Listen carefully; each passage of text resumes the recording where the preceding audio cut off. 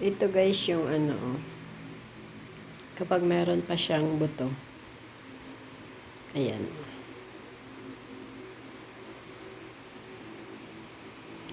Ito naman yung buto. Ayan, ito yung ating itinatanim at pwede din ito guys ilaga at pwede nating kainin. Ayan. Ito naman guys yung ating fruits. Ayan, natanggal na natin yung buto. Malinis na siya. Pwede na natin siyang gawing candy, dried langka, or minatamis na langka. Pwede nating pangsahog sa ice candy, pansahog sa halo-halo. Ayan, pwede natin, marami tayong pwedeng gawin sa fruits ng langka. Ayan, pwede na natin siyang lutuin o i-dried. It depends to you.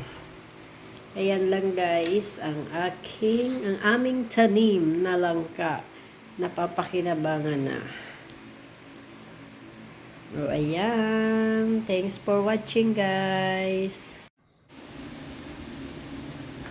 O ayan guys, bago natin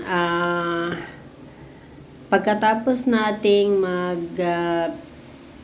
harvest or magpitas ng jackfruit or langka in Tagalog. Ayan, ito guys ang ating gagawin. Ayan, in-slice ko guys yung isang buo ng langka. Ayan, sobrang laki. Sobrang bango and delicious talaga. Ang langka guys, ayan. Pwede nating lutuin at pwede din nating kainin as a fruits. And then guys, ang langka guys or jackfruit, pwede siyang kainin with gawin nating minatamis kapag hinug na. And then yung buto, yung seeds, pwede nating itanim. And pwede din nating lutuin at kainin. Ayan, masarap po ang nilagang buto ng langka. Ayan, napakahabang oras guys ang gagawin nating pagtatanggal ng buto. Ayan, worth it naman guys dahil habang nagtatanggal tayo ng buto sa ating fruits na langka, ayan, pwede natin siyang kainin kahit hindi pa niluluto. Ang langka guys ay pwedeng gulay. Kapag hindi pa hinog ang puno ng langka or bunga ng langka, kapag hindi pa na hinog, ito'y pwedeng gawing gulay. Alam niyo ba guys na ang langka, ang gulay na langka ay isa sa mga paborito ko. Paborito nating lahat. Aminin guys, diyan sa mga nanonood.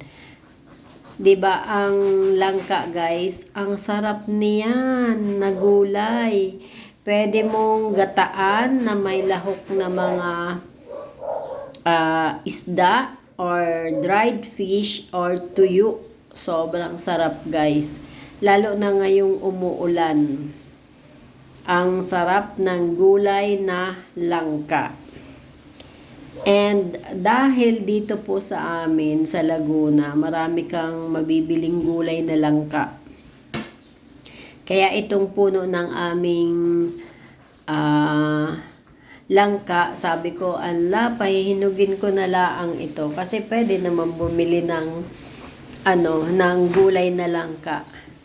Isa kasi guys, sa pinakaayaw ko, ay yung ganito ang gagawin mo. Isa-isa mong tatanggalin. Ayun yung balat. At kukuhanin mo yung pinakang fruits noong noong langka. Ay sobrang dagta guys. Napakadagta ng langka. Kahit ikaw ay magulay.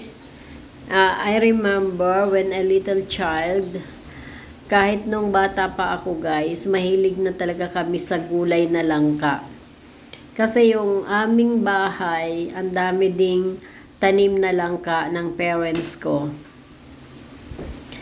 Ayan, kaya sanay na sanay akong maghimay-himay ng ng tawag doon. Ayan, ng pinakang kawong ng langka. Ang tawag kasi sa amin yung pinakang nilalagyan ng buto, kawong.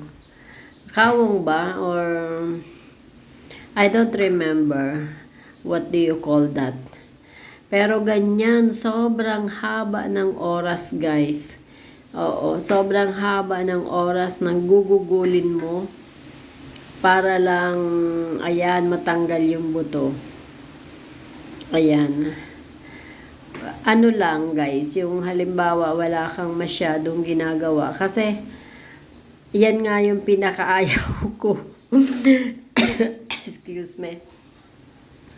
Kasi nga pag nagugulay ako, sobrang dagta. Kaya yung kamay ko, lalagyan mo talaga ng mantika. Yung mantika or langis ng niyog or any kind of oil, lalagyan mo yung kamay mo at ang kutsilyo na gagamitin mo. Kasi nga madadagtaan yun at ang hirap tanggalin ng dagta ng langka. Sobrang hirap tanggalin guys ng dagta ng langka. Ayan, kaya talagang tiyaga-tiyaga lang talaga. And may kasabihan nga tayo na kapag may tiyaga, may nilaga. O ayan, ito naman ang sasabihin ko, kapag may tanim, may aanihin. O ayan, fresh na fresh guys ang aking fruits na langka. Ayan, marami pong benefits ang langka at ang puno ng langka ay matatagpuan lamang sa mga bansang Asia, sa maiinit na lugar. Ayan, somewhere in Thailand guys, galing din ako ng Thailand. Ang dami ding langka doon. Oo, dried langka, gulay na langka, candy langka. Ayan, parang dito rin sa Pilipinas. Sabi ko, ay grabe, dito rin pala. Pero alam nyo ba, bumili din ako ng candy na langka. Sobrang sarap guys. And ito na nga ang gagawin natin, magda-drive tayo ng langka. Ipapadala ko sa aking pamilya sa ibang bansa. Ayan, at gagawa din ako ng minatamis na langka. And then, yung buto guys, ang gagawin ko naman dyan, lalabunin ko. Ilalaga lang natin sa tubig, lagyan ng konting asin. Within 30 minutes, ayan, meron ka ng pang merienda habang nagnunood ka ng TV or whatever you are doing. Oh, ayan guys, thanks for watching. Don't forget to like, share, and comment. And shout out po sa lahat ng aking mga members dyan. Thank you so much sa suporta, sa tiwala at pagmamahal. Thank you so much. See you around guys. Don't forget to leave a comment down below. Ayan, may entry po kayo for my upcoming birthday celebration. Thank you so much. Bye-bye for now. Puno ng langka. Sobrang taas na puno. Ayan guys, yung aking puno ng langka. Thank you. Bye-bye. Ayan na si Lola Yang.